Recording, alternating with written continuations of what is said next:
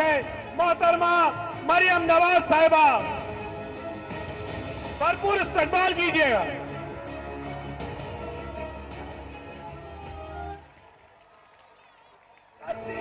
आपको पुकार रही है, मुझे पुकार रही है, ये हमारा मुल्क है, ये सरजमीन हमारे लिए प्यारा है।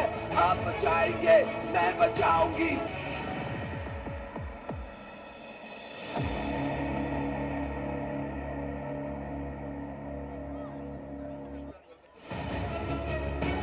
अवामी नेशनल पार्टी का डेलीगेशन